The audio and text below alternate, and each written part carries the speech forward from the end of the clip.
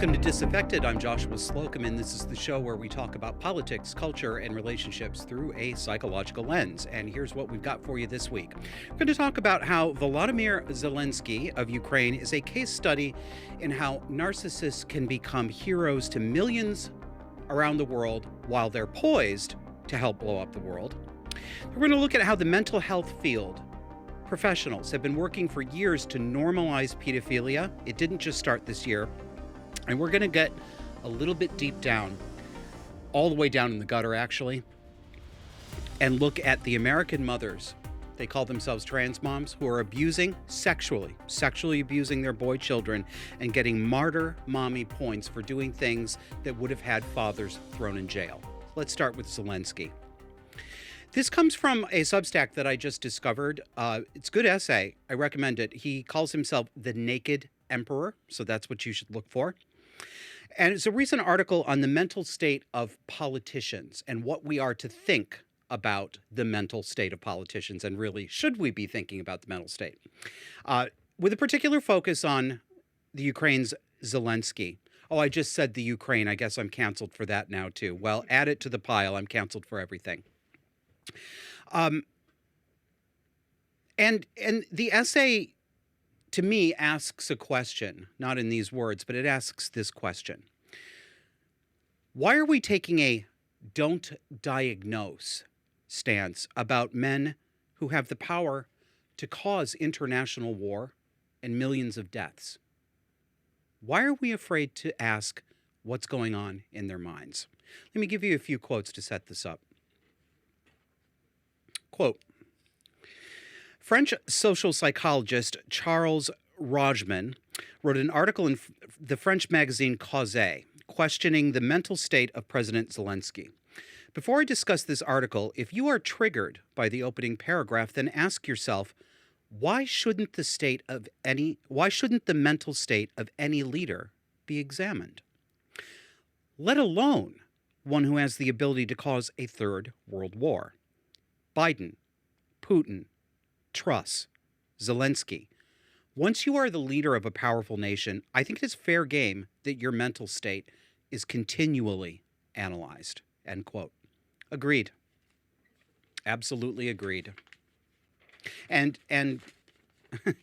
I suppose I shouldn't ask this audience this, although, of course, there are going to be some new people and not everybody agrees, and maybe we even have some hate fans now. Hey, hate fans, how you doing? Are you triggered by that? Are you triggered by the idea that we should be questioning the mental fitness of people that we elect and put in office? And if you are, here's a question. Here's an honest question. Would you be triggered by that question if it were about a politician that you disliked? Would you feel differently about it? Be honest. I had to ask myself that question honestly about Donald Trump, because I was so reactive to his mannerisms. Yes, his narcissism. And it is there. He's narcissistic. He's just, he's not nearly as evil as I thought he was. But I had to ask myself that question. And the answer was that a lot of the things, probably the majority of things that I felt about Donald Trump, the way he spoke, the way he gesticulated, the way that all of these things were especially irritating to me because I had a preconceived dislike. I had a received opinion. I had Trump derangement syndrome. So I think it's always worth asking yourself this question. Next quote from the Naked Emperor's article. And he's discussing in this article a lot from this French psychologist, Charles Rajman. So there's going to be a lot of quotes of that. Quote, in his article, Rajman references Zelensky's speech after the annexation of 4 regions of Ukraine to Russia. During the speech, Zelensky called for preemptive strikes on Russia, words which have the potential to escalate the war into nuclear mutual destruction. He also warned Russians, quote, you will be killed one by one as scapegoats, end quote, so long as Putin is in power. Rajman says the megalomaniacal extremism of Zelensky, supported by Ursula von der Leyen, should be denounced. And now he goes on to quote directly from psychologist Charles Rajman's essay. Quote, with Putin and Orban, among others, we know who we are dealing with, and everyone can decide according to his own vision of the world what he thinks of their actions and intentions. But how can we not see people like Zelensky for who they are? Indeed, how can we not see this? Because we don't want to. I learned these past 7 years, since I had a big change of thinking about life and politics, that people will literally deny anything. I'm included in this. I did this. We humans will deny anything, even if it is quite literally, physically, directly in front of us, that everyone in the room can see. We will deny it if we don't wish it to be true. There isn't a limit to it. There really isn't. I mean, for most people, we'll stop before we actually sound literally schizophrenic, as if we're seeing things that aren't there or not seeing things that are there, but it gets right up to the edge. We'll deny anything. And we'll do that if it means that we can keep fooling ourselves that the world isn't the way it really is. But especially if we can keep fooling ourselves about who we are. That's really what we're trying to avoid. We don't want to look in the mirror because it hurts. We don't measure up. A lot of the time, we just don't measure up. A lot of times when we look in the mirror, we see a lot of things that need fixing. So humans don't like to look in mirrors. It's just how we are. Well, we do for selfies and stuff, but that's different. Narcissism is not self-reflection or introspection. Let me give you a little more from the essay. And this is Charles Rajman directly. This is his quote. One must reread Erich Fromm and his book La Passion de détruire, Anatomie de la Destruction, to understand these personalities who, under the guise of liberating or emancipating intentions and the fight against oppression, want to go to the end of their narcissistic will, even if it means sacrificing common humanity. In spite of the qualities that allow them access to power and to keep it, the men and women politicians are not always spared by one form or the other of neurosis or even mental illness, end quote. I would go farther, because I'm me. Not always spared. Not any more spared than the rest of us, and significantly less likely to be spared. Politics preferentially selects for narcissism. So it's not just that these people who occupy this elevated position of power are not any better than us. It is the case that they are likely significantly worse on the narcissistic spectrum than an average person that you pluck off the street. Okay? That it's selected for. You know, you look at this, you look at the news coverage of the war in Ukraine, and of course you can't learn anything real about it because you don't know who's lying anymore. But you look at Zelensky out there. His face is all over the television, all over photographs every day. He's out there wearing a costume of military fatigues. Yes, a costume. This man isn't out there fighting like his troops are. He's wearing a costume. And he's wearing it in front of a special effects green screen. I'm not making a metaphor. I'm telling you the truth seriously. He's standing in front of a backdrop of green that can be filtered out so that it looks like he's somewhere else. This is happening right in front of our faces. Zelensky is a Potemkin leader who stands in front of Potemkin destruction in an actually real war where real humans are dying. This shouldn't be difficult to see, but it is difficult for a lot of people to see. It's difficult for a lot of Americans to see. All right. Let's go a little deeper. Let's talk about groomerism. Groomerism. Grooming children to be sexual objects, grooming them not to have any sexual boundaries. This has been a word that's been on everyone's lips this past year. It'll get you banned on Twitter now because you can't call the pedophiles pedophiles. You can't call the abusers abusers because that's abuse. It's abusive. But it didn't start this year, and it didn't start last year, and it didn't start the year before. It's been going on for quite a long time. If I had to pick a date, I would say the more conscious and less hidden grooming of children by school teachers, by queer activists, probably started around 2013. I think that's when I started to really notice a little bit more brazenness. Other people may see it differently. But it seems to me that there's been at least 10 years of ratcheting up propaganda. Some children are born in the wrong body. Some children are so distressed by the wrong body that they're born into that they really do they have a medical need to be mutilated. They need their penises cut off. They need their breasts cut off. They must have this or they will die. And how will they die? Because they'll kill themselves, right? Okay, right. There's a different goal here. There's usually a goal underneath the stated goals, and I think that for a lot of these people, the real goal is getting society to the place where you, Mr. and Mrs. America, normal people, you agree that children are able to consent to sex. That's what they're trying to get you to. That's what you're being nudged toward. Are you aware of that? Please be aware of it, because they're pushing you along that path. Love has no age, right? Age is just a number. Let's go back just 2 years, only 2 years. Let's look at the most mainstream publication in the field of psychology in America, Psychology Today. No, I'm not holding it up. It's not a journal. It's not a scientific journal. I'm aware of that. You don't need to correct me on that. I know that. It's a popular magazine. It's very widely read. Take a look at your screen. Here's their headline. This is an article from 2 years ago. Is Twitter wrongly enforcing its own rule on child protection? Subhead. Social media site bans support group despite no breach of the rules. Well, that sounds bad, right? Support group? You want to ban a support group? What kind of support group is it? This kind. Quote.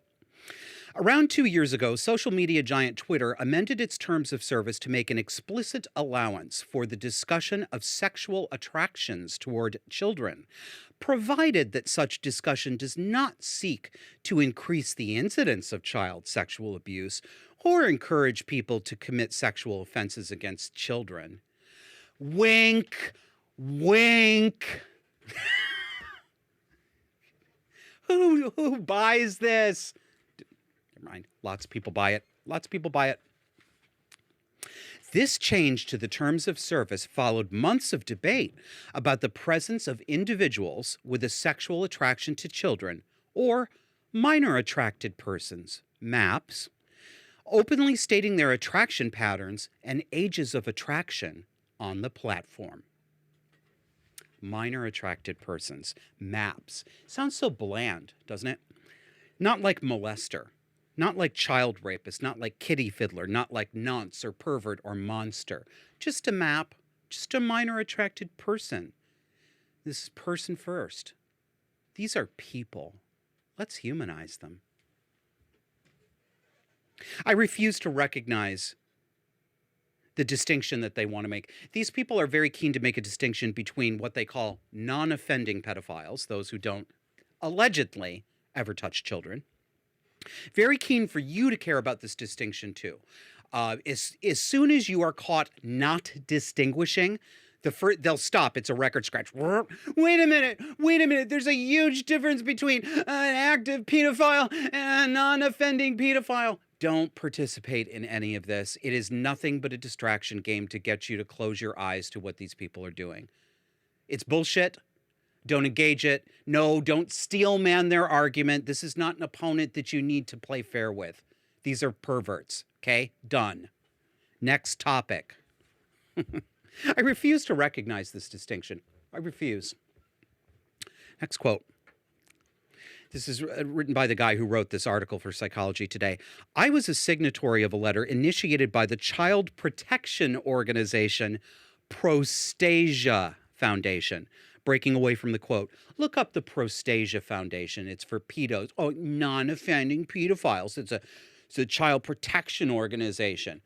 How is child protection furthered by making a community for allegedly non-offending pedophiles. What do these people have to say or do with regard to the application of child protection?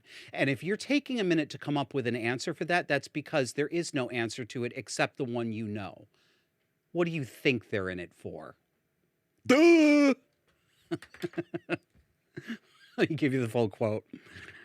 I was a signatory of a letter initiated by the child protection organization Prostasia Foundation alongside other experts in the prevention of child sexual abuse and sexual offending more generally, who called for such a change to Twitter rules, as the current best thinking in the field is that having a place online to connect to other maps reduces loneliness and social isolation, and therefore reduces the temptation to use the internet to act out on such sexual attractions. That's Psychology Today. So, Prostasia is not PERVs. It's a child protection group. It's just an advocacy organization. Get out of my face. And the current best thinking in the field, best practices, these are probably also learnings. Learnings are the new special ones that are better than those stupid old lessons we used to learn. We got learnings now. Is this the science, too? Is this the best science in the field? And what field? Molester boosterism? What's the field? So we are to understand that it's loneliness and social isolation that causes child molesters to rape children. Okay. Somehow I managed not to put my hand down a child's pants, even though I'm lonely and isolated almost every day. I must be the outlier, though. And then he talks about how Twitter suspended what he calls prominent members of the MAP community. I'm sorry, I'm pronouncing it that way forever from now on. He calls this a strange decision. The MAP community. Bland, not scary. Wholesome, isn't it? It's wholesome. Sounds wholesome. This is deliberate. It's a choice. This is the country's most mainstream psychology magazine. That is how deep it goes. And I'm going to end this segment going a little deeper. And then when we come back on the other side, we're going to go deeper still. Some of the stuff that I'm going to show you, I don't do trigger warnings, but some of the stuff I'm going to share with you is disturbing. I want you to know that. So, a woman named Julia Mason, she's a medical doctor. She's on Twitter. She has been reporting for years on this problem in her field, the acceptance of pedophilia, the uncritical acceptance of the idea of transgender children and putting them on a carousel of medications that stunt their growth or make them sterile. Well, she's been reporting on the 2022 conference of the American Academy of Pediatrics. And you may remember the AAP from a segment we did, many, many months ago, where we showed that this apparently premier professional organization for child doctors took off their website during COVID in order to support their "we must mask the children." They literally memory hold their own research and articles that showed how crucial it was for young children to see lips moving and to see facial expressions in order to get language acquisition. The rest of us stupid, non-credentialed dummies who don't have PhDs all knew this, but these guys had to pretend that all of a sudden that never existed and they never endorsed it. That's the AAP, so it should not surprise you to see what you're about to see. This is what Julia Mason, she attended this conference and she filmed a bit of it, and we're going to see it. And this is what she had to say about it. The AAP 2022 conference had nothing about gatekeeping access to powerful controlled substances with irreversible effects. It was all affirmation and celebration. So she shot this video of speaker and pediatrician Marissa Ladinsky, who runs the gender clinic at the University of Alabama. And I'm going to stop there. Did you hear what I just said? Did that go ding, ding, ding in your head? The gender clinic at the University of Alabama. If you believe that there is a spot in the United States that is, quote, red enough, or if you're still stuck in bigot mode, hick enough, that this stuff won't fly, you're wrong. It's everywhere. It's in the Deep South, too. It's in fundamentalist Christian churches. Woke and trans are a universal philosophical solvent. Let's roll this clip, please, Kevin. Listen to what Ladinsky says. And in the final days of 2014, A local 16-year-old young lady, Leila Alcorn, of trans experience, stepped boldly in front of a tractor trailer, ending her life. Her suicide note, written to post on social media about an hour after her death, went viral, literally, around the world. Now, Leila was not my patient, but I took care of hundreds of her classmates at Kings Mills High School. But each day, on the way to work, I passed that spot where this teen boldly ended her life, pleading for. Leila Alcorn. You heard about this a couple of years ago. This was a young man, not a young lady, like she says, a young man who called himself a girl, a very troubled young man who killed himself. 16-year-old boy. Apparently, his parents wouldn't affirm his gender. So, of course, they were blamed by everyone in the public and the media for his death. His parents were directly and cruelly blamed for his suicide. No one had a problem saying it. It was perfectly fine. The cruelest possible thing that you could do to a parent who has a child who kills himself, and people did it. They loved it. They lapped it up. They rolled around like pigs in the cruelty of it. Listen to her. Stepped boldly in front of a tractor trailer, ending her life. And yes, I am making fun of her breathy voice. Yes, she is affecting a breathy, almost sexy and sultry voice. Yes, this is a manipulation tactic she's using. Stepped boldly in front of a tractor trailer? Well, how righteous, how bold, how fresh, how girl boss. Psychopath. Her suicide note, written for social media to post an hour after her death. She says this approvingly, like it's normal. Then she says it went viral. Literally, it went viral. Do you hear the glee? This is breaking every single guideline. From mental health experts, people who have counseled the suicidal, press associations. The guideline is don't glorify suicide. Don't report on the gory details. Don't publish the note, because it is actually contagious. We see it every time. You will always find a cluster of suicides around a widely reported suicide. This is just human behavior. She doesn't give a shit. She knows this. Remember, she is a psychologist. She knows this, and yet she is consciously choosing to describe Leila Alcorn, Joshua Alcorn actually, as bold, stepping boldly in front of a tractor trailer. These people want your children crippled or dead. Understand that. Accept it right now. Got to go to a break, but I want to remind you, please subscribe to us on audio as well. I love it if you watch us on video, like on Odyssey or Rumble or YouTube. But you can take us in the car. You can take me steam mopping. You can take me for a run. We have a couple of listeners who say they like to listen to the show while they're running because it gets their blood pumping, gets them really angry, and motivates them to finish their workout. We are on iTunes, Spotify, iHeartRadio, Google Podcasts, Pandora, anywhere that you get quality audio content. Ask for Disaffected. All right, we'll see you after the break. The days of Disaffected on Twitter are over, but you can still follow and interact with us on several alternative social media platforms. Find us on Getter at DisaffectedPod. Follow us on Truth Social at Disaffected. You can also find us on Parler at DisaffectedPod. There's a new perk for Disaffected subscribers, and it's a good one. Patreon and Subscribestar donors, as well as PayPal donors, now have instant access to our Backstage Discord server. Join multiple topic-based chat rooms and 24/7 open voice chat, and even virtual events on a main stage for hosted conversations and backstage podcast recording sessions. It's not Twitter, and you don't have to pretend Bruce Jenner's vagina is real. Sign up today. Well, we all know it won't last long, but let's have a little fun while we still can. Follow our TikTok account and get neck deep in the insanity with us. You can find us on TikTok as DisaffectedP.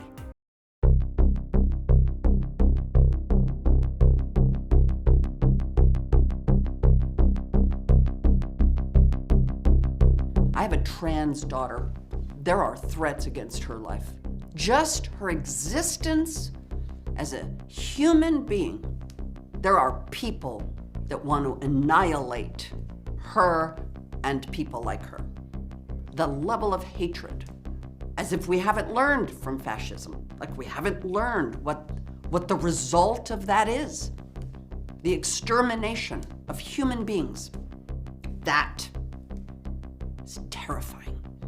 So, Jamie Lee Curtis is scared, and you should be too.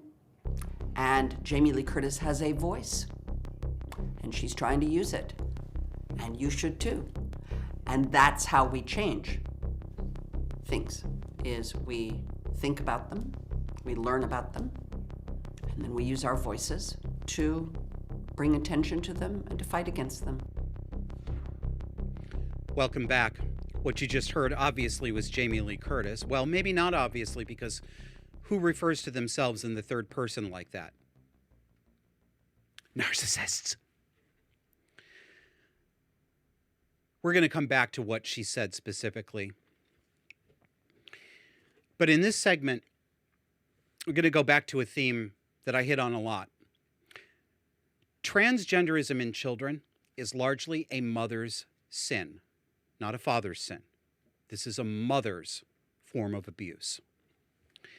Sure, there are some fathers behind it. We've seen them. All of us have. I've had one or two that I've featured on the show, but only one or two. Why? Because, and I'm just taking a guess here, but I think it's in the ballpark.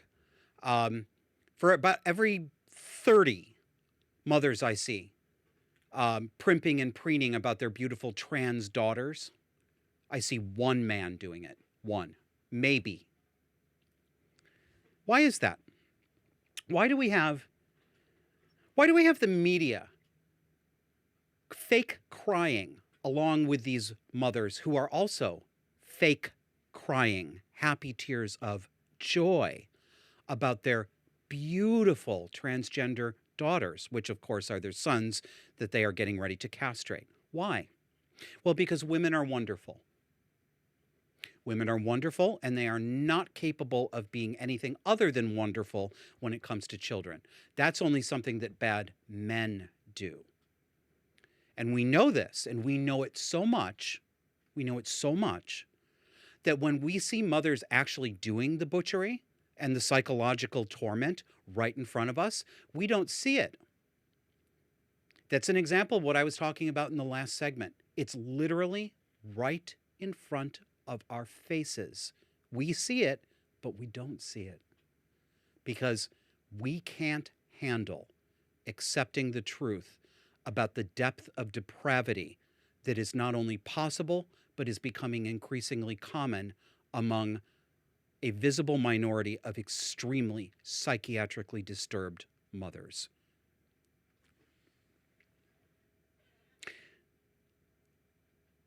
These women, Jamie Lee Curtis is showing us one face of it. We're going to see some much more naked faces in this segment. But they present themselves as so loving, so expansively loving. They don't just love their children, they love all the world's children. They're making martyrs of themselves. They see themselves as the right hand, they're sitting at the right hand of our Mother Mary.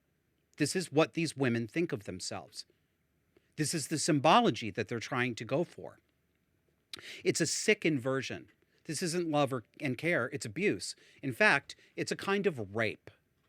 Yes, rape. And in some cases, I think it's worse than rape. And I would know, having been raped. So if you were going to try to pull that card on me, I'm sorry, I just took it away from you. Let's talk about what Jamie Lee Curtis actually said. I have a trans daughter. That's step one on the path to beatification. And then she says, just her existence. There are people who want to annihilate her. Not true. This is your mommy martyr fantasy, Jamie Lee. The fantasy that you indulge so that you don't have to face up to what raising your kids in Hollywood did to your children, what it did to your son. It reminds me of Cher, Sonny and Cher, who raised Chastity in the spotlight, doing the Sonny and Cher show. Raised her in Hollywood, that graveyard of functional personalities. It's a cemetery of personalities. That's what Hollywood is. And turned that girl into a morbidly obese, physically wrecked facsimile of a male that everyone insists we call Chaz and pretend we believe she's a he. Notice, Kevin, if you can put up Jamie Lee, a loop of Jamie Lee, I'd like people to look at her facial expressions.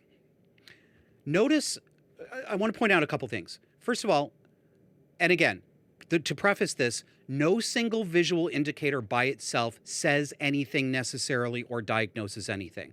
I'm talking about correlations and probability here. Notice the butch, hard iron gray hair. Not that there's anything wrong with that hairstyle, and it doesn't necessarily have to mean anything about the woman who wears it. But it happens to be true that it is a very common, very popular hairstyle for a certain type of older woman, the liberal, censorious, girl boss older woman. Notice her jutting chin. She's talking to the camera like this. It's this.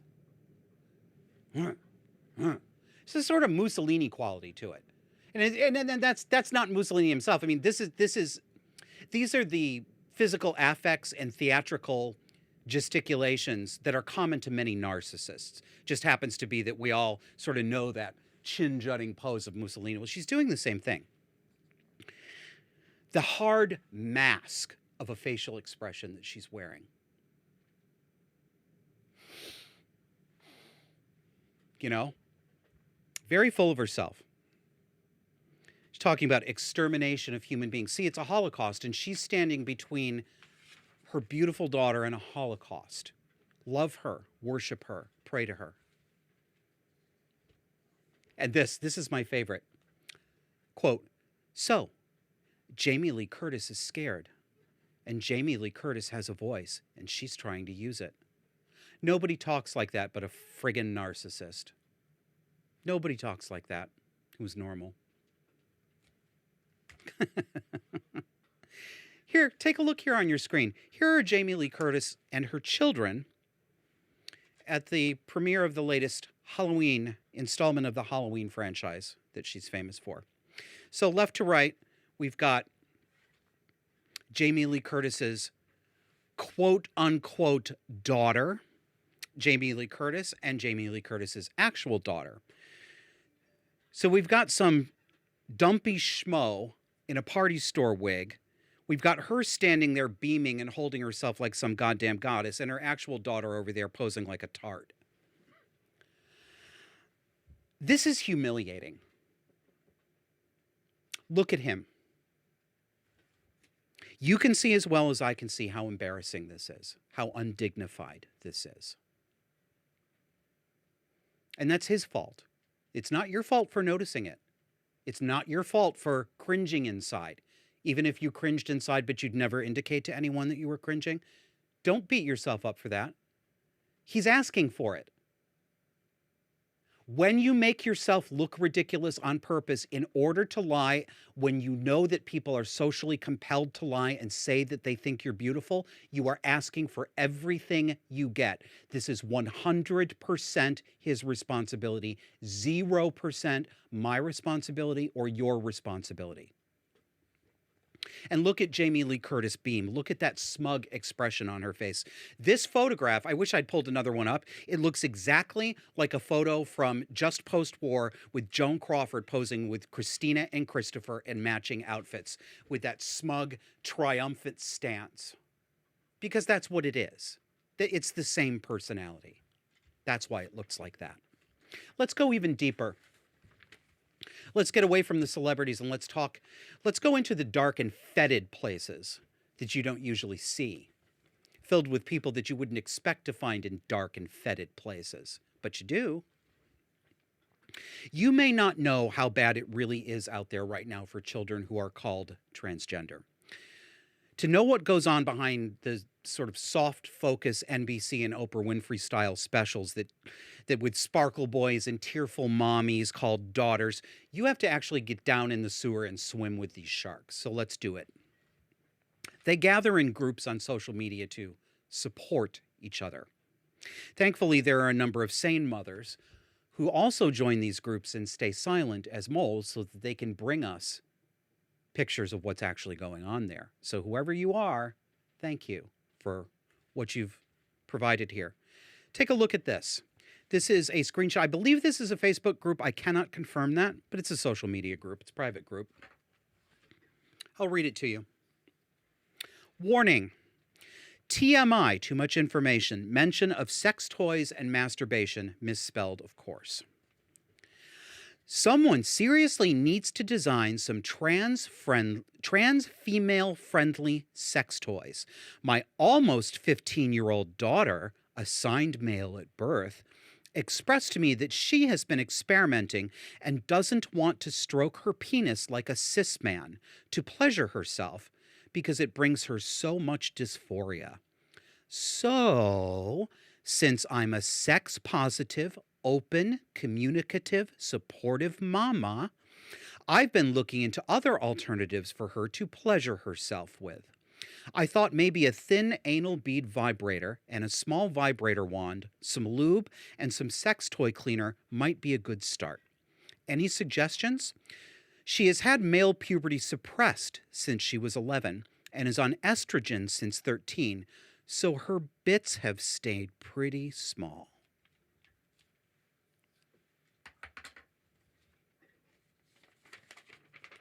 Next one. Here's a response. I've seen some wands, that is W-A-N-D-S, wands that have attachments that would wrap around her penis so the vibration is completely around it. Not sure if that would be something she'd be more comfortable with or not. Also, a vibrator that has a stronger vibration could be held against herself. Oh my God.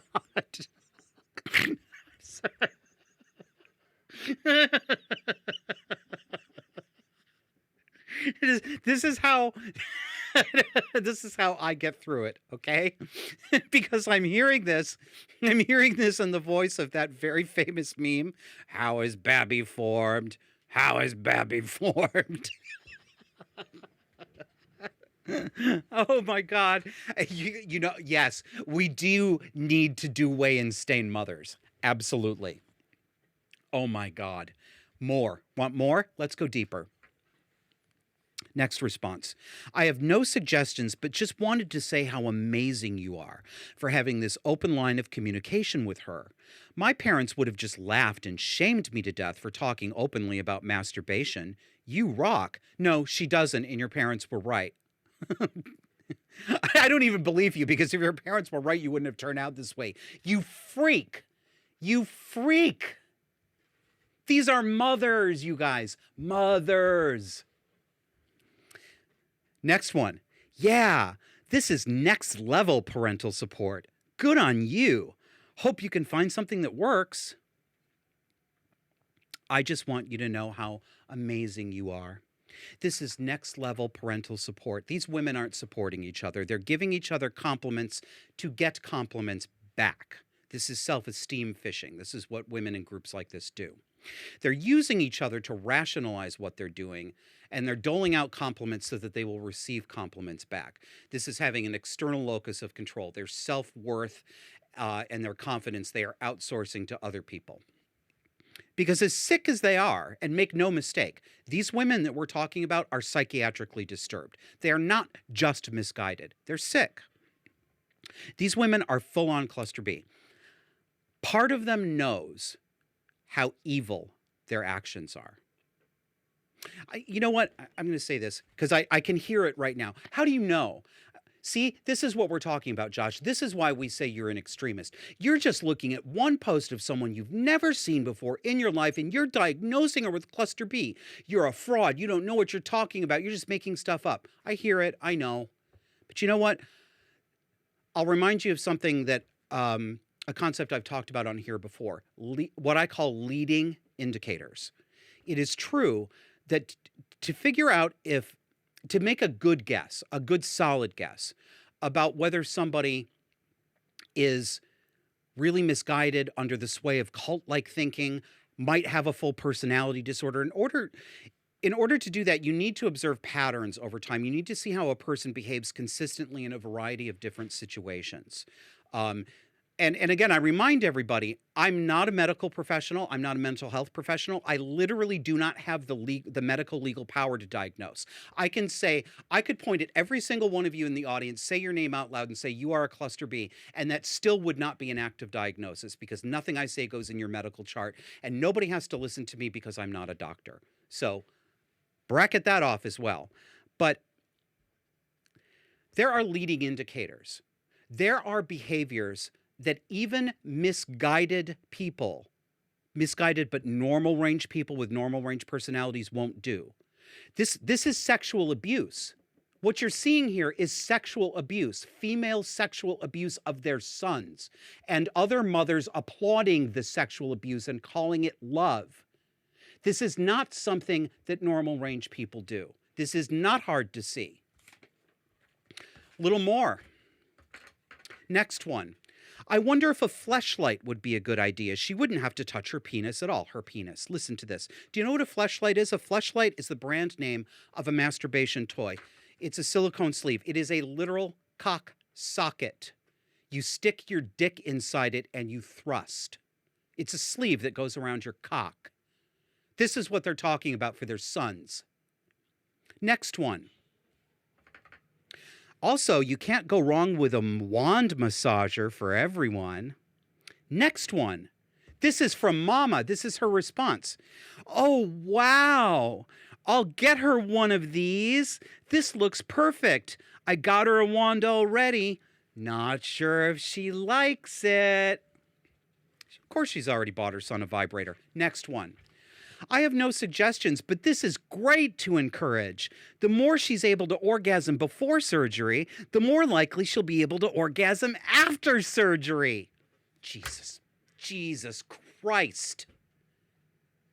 Listen to this. Listen to this. And do you know what Mom's response to this was? Exactly my mission. Don't tell me don't diagnose ever again. Listen to what I'm about to say, please, carefully and thoughtfully. Please. Imagine a dad named Bob having this conversation in a social media group for fathers. Imagine him saying exactly what these women are saying, but about his daughter. How about if he bought her a vibrator? What if the other dads in the group said, yeah, that's a good idea, but I think she actually likes big black cock. So why don't you get her a really oversized one that's really dark? Have you imagined that? Okay. What would you say? What would your reaction be? Be honest. You know what it would be. What's going on here is flagrant sexual abuse. No, that's not strong enough. It's a kind of rape, what these women are doing. A rape of the child's mind, and soon it will turn into an actual medical rape of his body. And that's a rape that keeps on giving. It's a rape that doesn't end. It's a rape that lasts for the rest of this kid's life. It's a rape of the trust bond between mother and child. It's evil. It's psychiatrically so extreme that I can barely believe it's happening, let alone that it's happening in public. And these are women, listeners. These are mothers. Where are the studies on mother-on-son sexual abuse? There aren't very many of them. Where's the investigation of female perversion? Where's the investigation of female paraphilia, female sexual abuse? Oh, I forgot. That never happens. You know, that really exercises the feminists. Rightly. When people say that never happens, when they talk about trans-identified men being in women's locker rooms and raping, oh, well, that never happens. But it never happens when it comes to this stuff. No mother ever sexually abused her kid. It never happens. except when it does, all the time, and it gets talked about on social media, and the cops aren't called, and the cops don't show up, and CPS isn't called, and Facebook doesn't even close the group down. Women are wonderful, right? Especially mothers. I no longer believe with any confidence things I believed and said even just 2 years ago. I now suspect, I think it's highly plausible, that women have just as much capability for sexual perversion and abuse against children as men do.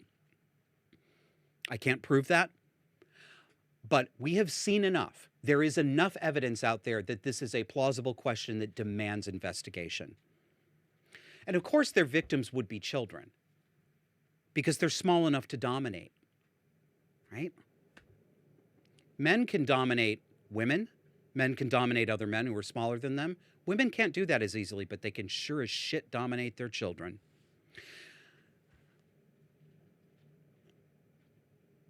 I know I talk a lot on this show about what today I'm calling the sins of women and the sins of mothers. Because I do believe that today, in 2022, in our current era, it wasn't always this way and it won't always be this way, but I believe today it is.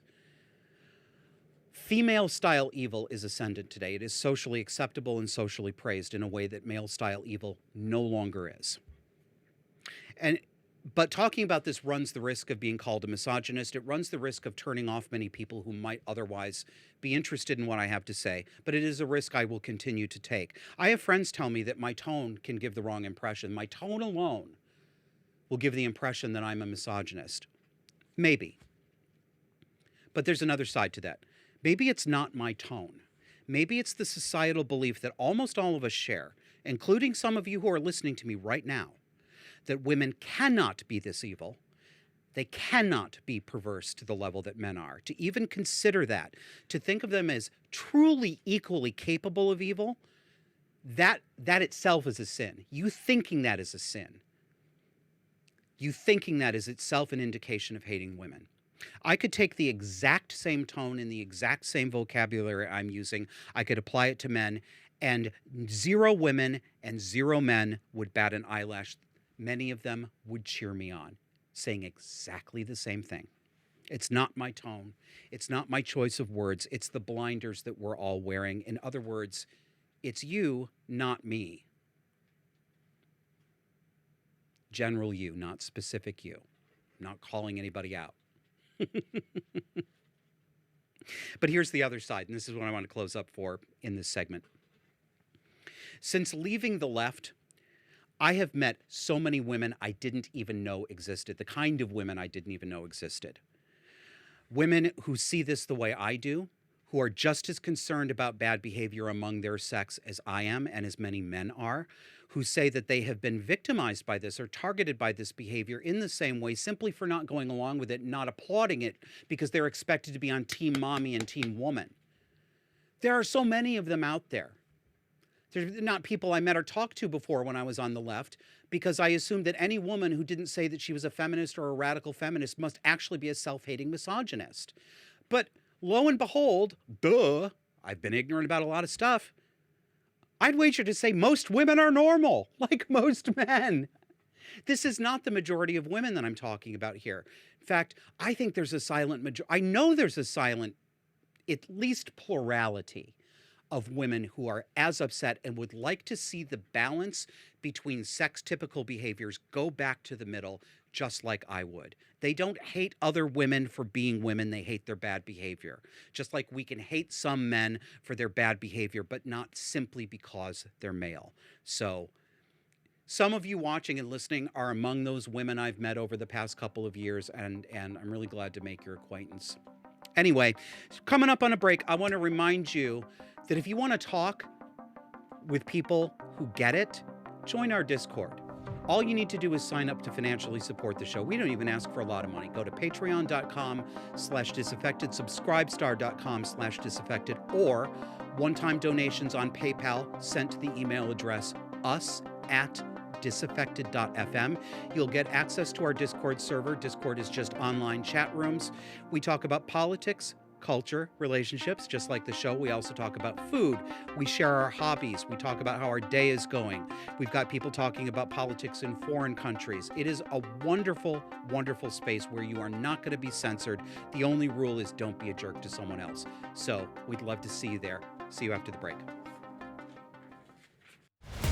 The days of Disaffected on Twitter are over, but you can still follow and interact with us on several alternative social media platforms. Find us on Getter at DisaffectedPod. Follow us on Truth Social at Disaffected. You can also find us on Parler at DisaffectedPod. There's a new perk for Disaffected subscribers, and it's a good one. Patreon and Subscribestar donors, as well as PayPal donors, now have instant access to our Backstage Discord server. Join multiple topic-based chat rooms and 24/7 open voice chat, and even virtual events on a main stage for hosted conversations and backstage podcast recording sessions. It's not Twitter, and you don't have to pretend Bruce Jenner's vagina is real. Sign up today. Well, we all know it won't last long, but let's have a little fun while we still can. Follow our TikTok account and get neck deep in the insanity with us. You can find us on TikTok as DisaffectedP.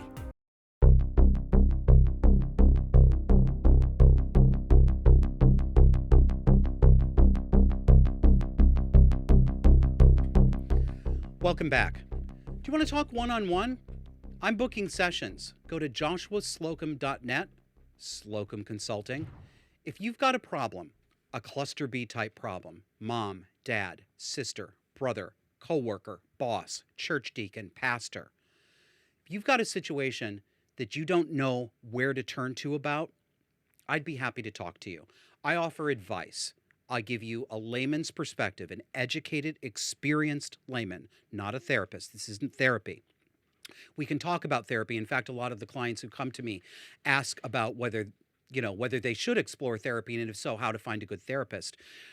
We can talk about any number of things.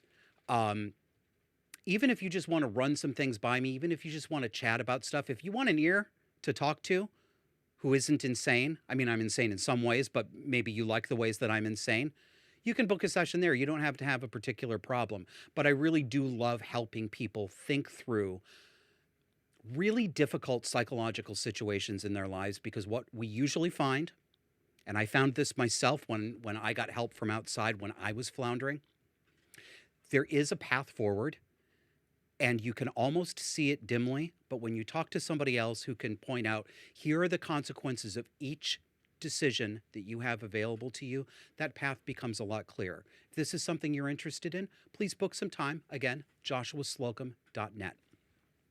All right, for the final segment, we're going to keep going deep on this sickness.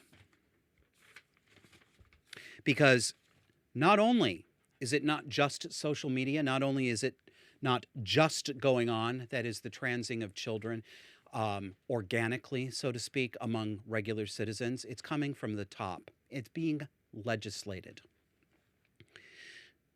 But first, I'm going to do something a little cheap here. Well, it's not exactly cheap, but it's a little bit cheap. Take a look at your screen. This is it's not a tweet. It's not a, what do they call them on Getter? A get?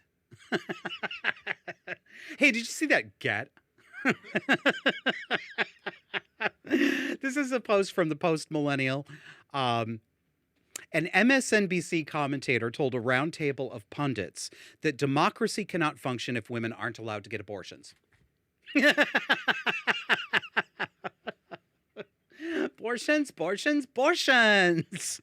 But the reason I put that up is because I just want you to take a look at the eyes. Look at the eyes and look at the borderline glasses.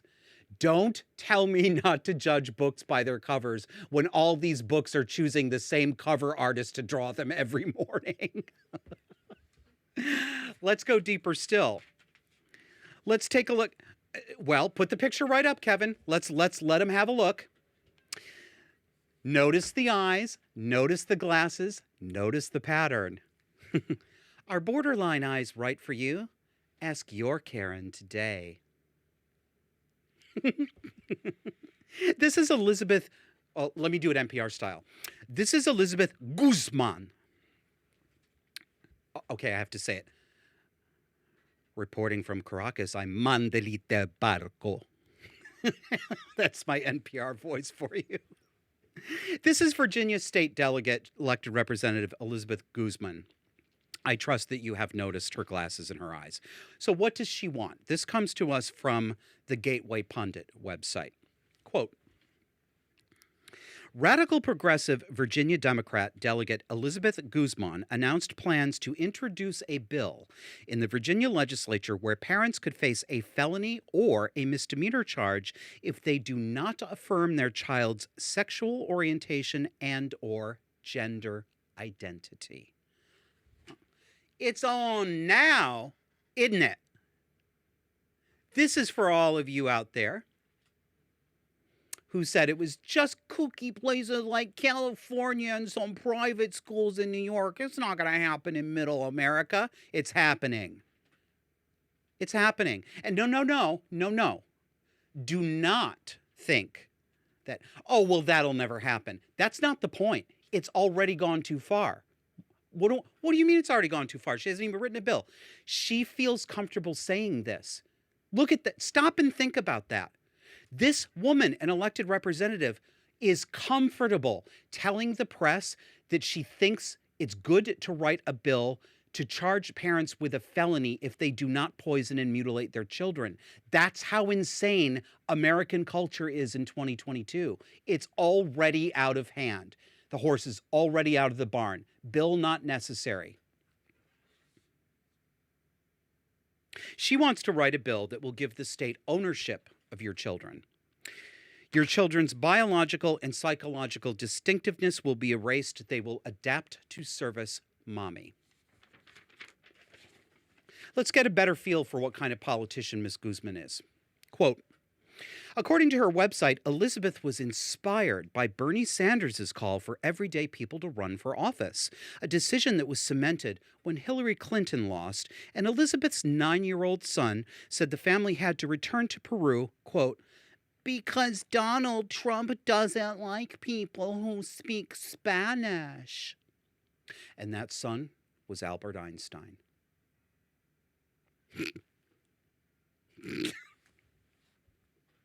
You see it, right?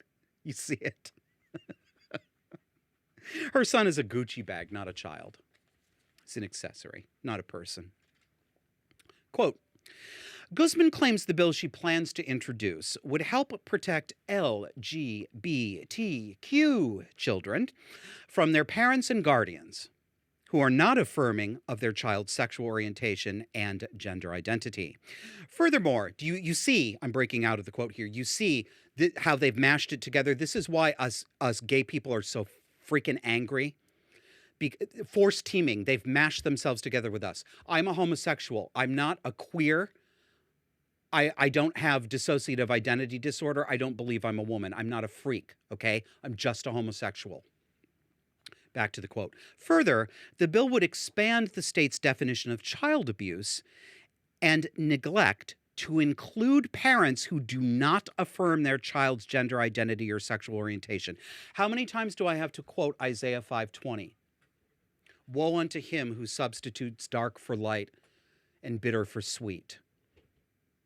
They're going to change the definition of child abuse 180 degrees to its opposite. They're going to make it an antonym. Child abuse will now be failing to cut off the scrotum, failing to slice open the penis and invert it, failing to sterilize the child and take away her ability to have children permanently by age 13 through drugs like Lupron followed by testosterone, failing to mutilate the child will be defined as abuse. Cluster B, narcissistic reversal. This is Satan. This is what the devil does. This is the devil talking. Don't have to be a believer. The metaphor works. More. Here's a Q&A with a reporter that I'm going to put up on the screen. So the reporter asks, What could be the penalties if the investigation concludes that a parent is not affirming of their LGBTQ child? What could the consequences be? Guzman answers, well, we first have to complete an investigation. It could be a felony. It could be a misdemeanor. But we know that CPS, Child Protective Services, charge that a CPS charge could harm your employment, could harm their education, because nowadays many people do a CPS database search before offering employment. I'm just saying, just so you know. It could harm your employment. It could harm your children's education. Nowadays, many employers look at your Child Protective Services record before they decide whether to offer you a job. Hey, Mom, awfully nice reputation. Really cute kid you got there. Be a shame if anything happened to him. Evil is staring us right in our faces, boldly, brazenly. What can we do? What do we do about this? We talk about it. We talk about it like we talk about it on this show, like the way you, my audience, thank you very much, talks about it in the YouTube comments, talks about it in the Discord, talks to your friends about it. We've had some really great, what people are calling white pill stories lately, stories of hope that have been shared in our Discord of people reaching out to family and friends and having that really hard conversation about hard left politics or about trans or about, whatever other bugbear it is, and actually getting through to people. It's hard work, and the victories sometimes are thin on the ground, but they do happen. That's what we do. But we can also follow the example of a real stand-up woman and a real mother, a real adult, a full grown-up with common sense, with morals, and with guts. A woman, a mother, like this one from the meeting of the Encinitas, California School Board.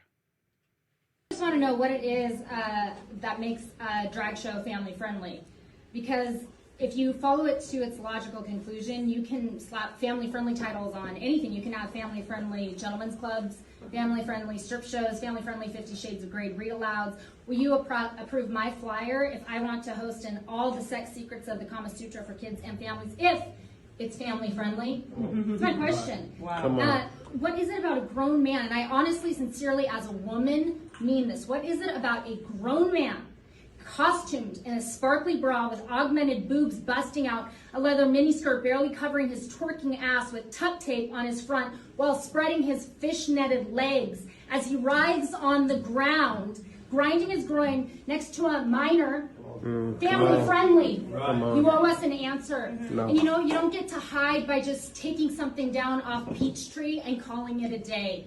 You owe an explanation and an apology to every parent. You all got caught with your sparkly panties down. And while we have a culture that has a massive problem with child porn, with sex trafficking, you, a little school district board of adults, made the decision to feature an event to hypersexualize young children. Do you want to know that the word that defines that? It's groomer. You all played the activist pimp for an Align Surgical Center and for a 21 plus gay bar. It makes you groomers and activist pimps, and we won't have those sitting on a school board who oversees the education of our children. You all stepped out of line. You should be ashamed. There's nothing loving. There's nothing, let's unite and include, because the logical conclusion of that is you end up in diabolical evil. There are boundaries, and you don't slap family-friendly titles on stuff to cover your ass. Last week I showed you Matt Walsh pushing back like a man, like a dad. This lady is pushing back like a woman, like a mom. This is a real mama bear. Do as she does. And to all the women and mothers out there that I've spoken to lately who are fighting to protect their children from medical rape and mutilation, and to the dads, thank you. You have every bit of my support, all of my thanks.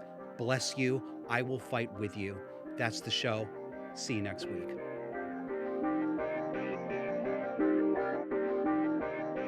There's a new perk for Disaffected subscribers, and it's a good one.